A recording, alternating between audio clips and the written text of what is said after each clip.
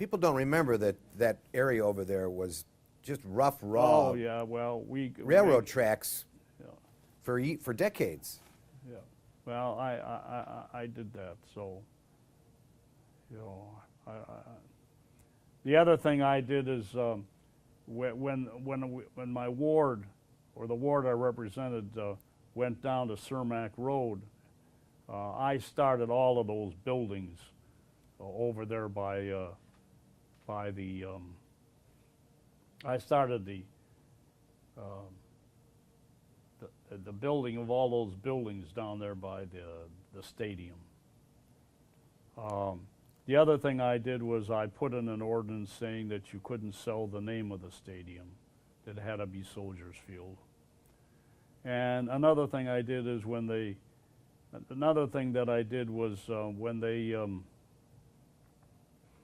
sold the Marshall Field building to Macy's. If you notice the plaques on them, it says Marshall Field, and I passed an ordinance saying you can't change the name of the Marshall Field building. So there were little things like that. How did the Macy folks feel about that? They didn't object. Okay. They didn't care. I did a lot of work on Block 37, but I can't take credit for that. That's Lori Healy's thing. Lori Healy is more responsible for when she was the commissioner for Planning? For Block 3070, anything. Mm-hmm. One of the big disappointments I think that I experienced was Daley had a plan, the mayor, Richard J. had a plan to build a super highway from O'Hare Field down to Midway. And he was going to have a train go down there. Crosstown. The Crosstown Expressway. And the other thing he was going to do is he was going to tear down the L and put the Franklin Street connector. He was going to build a third level of subway underground. And I said to myself, you know, what a wonderful thing. Those streets would look so beautiful without that L. But Harry Weiss came along at the instigation of Jane Byrne and showed there was a big, it was in the Sun-Times. It showed glass enclosed L. And then the Carter administration was there, and he wasn't too friendly with the Daley administration or those people. And so when Byrne asked him to hold it up, he held it up with an environmental impact study. And that the whole thing went out the window with Thompson.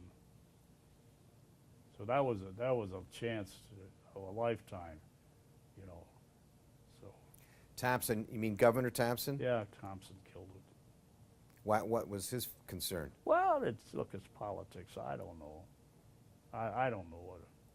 It's just I can't say that Thompson really killed it. I mean, if the mayor didn't want it, then she killed it. But she did a lot of other things. I mean, she rehabbed part of Wacker Drive, and my memory of Jane Byrne is the fact that she started Taste of Chicago, and she also she did a lot of things. She right outside here is a fountain, and she had that fountain built. That's Jane Byrne's fountain. That's the one from Wacker? No, that's the one from Wacker Drive. Right. Well, she was one of your constituents. She lived in your ward. Yeah, but I don't know. I don't think so anymore. I think she lives with her daughter somewhere. I don't know where. Oh, she's not in the 42nd. So we never did get back to finishing off. The 42nd ward was, when you were elected, was a radically different ward than it is today. Well, yeah, there were. First of all, there were where Gibson's was Mr. Kelly, and there was a nightclub there, and Frank Sinatra sang there, as well as the London House, and that was owned by the Marienthals. And there was gambling, and there were strip joints. you know, there were strip joints all over the place. And I got one of the few calls from Mayor Daley. Called me up on a telephone, and he said to me, some Italian guys killed some doctors. And that's exactly what happened. He says, I want them all shut down. And he said, you get a hold of Vince Gavin. I don't know if you know Vince Gavin. He'll tell.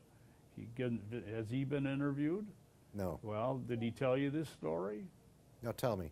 Huh? Well, see. Well, anyhow, Vince Gavin was Mayor Daley's guard, and then later the liquor commissioner. And this happened through about 3 or 4 terms of office of different mayors. But anyhow, it started with Daley. There was a strip joint called the Silver Frolics across from the old Sun-Times building where the parking garage is now. And some doctors went in there one night, and they rolled them, split their heads open, and dumped them on the railroad tracks of Montgomery Ward. Daley told Quinn, go chop it down, and he did. The firemen went over there and they chopped the whole building down.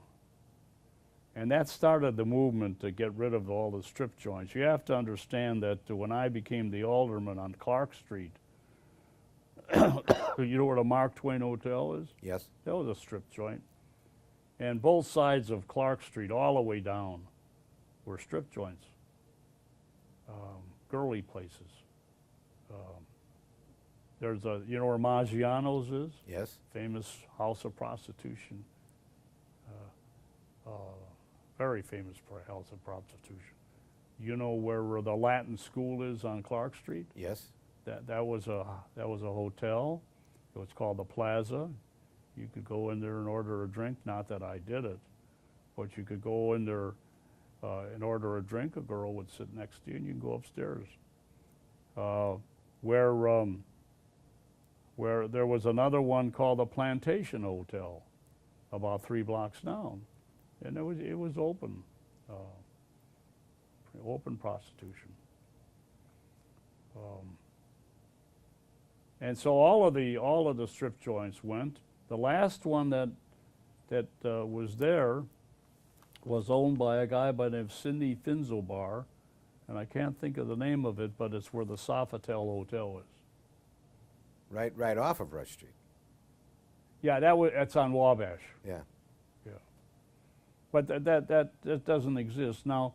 One of the things that happened was somebody then tried to open up one over there, and they did, over on Kingsbury, on the near west side of our ward, and or it was once. And then they also tried to open one up on Grand Avenue. And so I went in. I'm trying to think of who the mayor was. Well, I think it was, the present mayor. And there was a lady by the name of Diane Pazanowski. She and I drafted the adult use ordinance. We have one now. And we said that you can't have one with you can have them mostly in manufacturing areas. Why they put it off somewhere, off in a corner.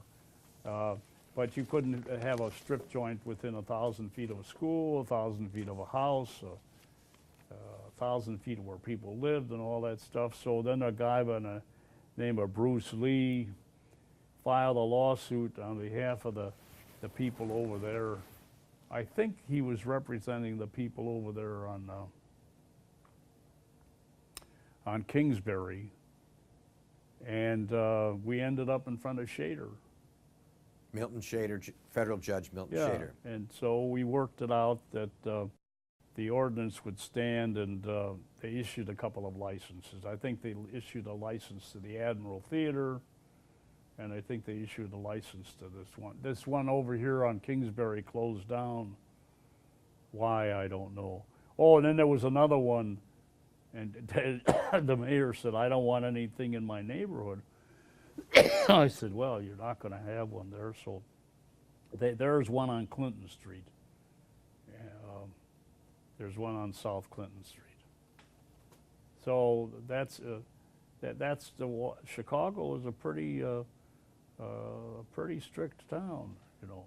Another thing that I did is I thought it was getting too noisy downtown, and I passed a council order saying no new 4 o'clocks. And quite That's frankly, a 4 a.m. closing 4 a.m. license. closings. Uh-huh. I thought we had enough of them. We had more than anybody else. And that's still on the books, but I'm worried about it. The reason I'm worried about it is the order says 42nd Ward. If they redistrict it, you know, they could take the 42nd Ward and throw it way on the west side, you know. Sure. And that might go down the drain. So I got to talk to this alderman and see if I can, we'll see what the map looks like, and if they change the name of this ward or whatever have you, to reintroduce it, that's all. The map doesn't get redrawn until after the census? Yeah, it has to be. I see. So, Now that was another thing that I did, and everybody seemed to be happy with that. There are enough 4 o'clocks, you know. so how do you think the role of alderman has changed from the era when you came in, Richard J. Daley, and the present era? Well, the role hasn't changed. It all depends upon the person who holds the office and what they want it to be. And I was never politically ambitious. I never wanted to use being an alderman as a stepping stone to anything. I liked it because I could stay at home with my family at that time that grew up, and I could also practice law, provided, of course, I practiced in fields that had nothing to do with being an alderman. Right. So the fact that you weren't political, you think that may have made the mayor more accessible to you because he didn't have to concern himself with politics? Well, I don't think I was more accessible. I was accessible whether he wanted to be or not, but I never talked politics. I was always talking about getting the work done, this and that. Listen, when Bolandic was the mayor, I don't know if you know this or not, but the notorious Fred Rohde, you know, and Yes. I almost got pneumonia being out on the street because nothing was working. We worked out a system where we had all the snow trucks on Western Avenue, and we sat there and divvied them all up because nobody else did. And back on that snowstorm, it was a terrible snowstorm. A 79. Yeah, I think it was, 79. It was a terrible one because what happened was, it was different than most snowstorms. Everything froze. See, everything froze. And then nobody moved their cars. So, and that was an interesting, John Donovan was later on the street commissioner under Byrne, and he was the one that authorized the expenditure of having the city put its own radar system in. And it does. The city has I think it still has a radar system. Of course, you don't need it now. I mean, all you have to do is look at the Weather Channel, you know.